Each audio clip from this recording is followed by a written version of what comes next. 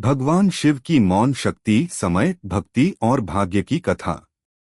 आरंभ में जब न कोई राज्य था और न ही जीवन की लय स्थापित हुई थी, तब एक ऐसी गहरी शांति थी कि समय भी आगे बढ़ने में संकोच करता था। उसी मौन में भगवान शिव विराजमान थे, योगी, संहारक, परिवर्तक और शाश्वत साक्षी। बर्फ से ढकी कैलाश पर्वत की ऊंचाइयों पर, जहां हवाएं प्राचीन रहस्यों को फुसफुसाती थीं और आकाश दिव्य प्रकाश से चमकता था, शिव गहन ध्यान में लीन थे। उनकी आंखें बंद थीं, शरीर स्थिर था, लेकिन उनके भीतर पूरा ब्रह्मांड प्रवाहित हो रहा था, सृजन, पालन और संहार, सब कुछ पूर्ण संतुलन में। देवता उनका सम्मान करते थे, ऋषि उनकी खोज करते थे और असुर उनसे भय खाते थे। लेकिन शिव स्वयं किसी इच्छा से रहित थे। सभी सांसारिक इच्छाओं से दूर वे ब्रह्मा चेतना में लीन रहते थे। फिर भी सृष्टि की सबसे विरक्त शक्ति भी एक ऐसी कथा में खींचने वाली थी जो युगों तक गूंजेगी। संकट में राज्य कैलाश से दूर आर्यावर्त नामक एक समृद्ध राज्य था, जहां वीरेंद्र नामक एक न्यायप्रिय और बुद्धिमान राजा शासन करता था। उसकी प्रजा सुखी थी, भूमि उपजाऊ थी और राज्य समृद्ध था।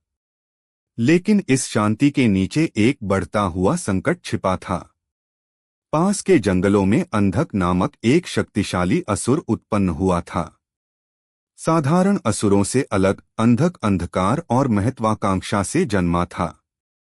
कठोर तपस्या से उसने ऐसा वरदान प्राप्त किया था जिससे वह लगभग अजेय हो गया था। कोई मनुष्य, देवता या असुर उसे आसानी से पराजित नहीं कर सकता था। अपनी शक्ति के साथ अंधक ने आतंक फैलाना शुरू किया। गांव नष्ट होने लगे, फसलें जल गईं और लोगों के दिलों में भय भर गया। राजा वीरेंद्र ने अपने सबसे बहादुर सैनिक भेजे, लेकिन कोई वापस नहीं लौटा। निराश होकर राजा ने ऋषियों की शरण ली। हमें इस संकट से कौन बचा सकता है? उसने पूछा। एक वृद्ध ऋषि ने कांपती आवाज में कहा, केवल भगवान शिव ही इस अंधकार को समाप्त कर सकते हैं।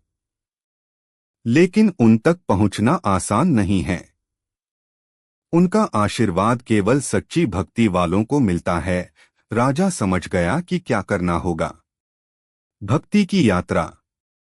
आर्यावर्त में गौरी नाम की एक युवती रहती थी।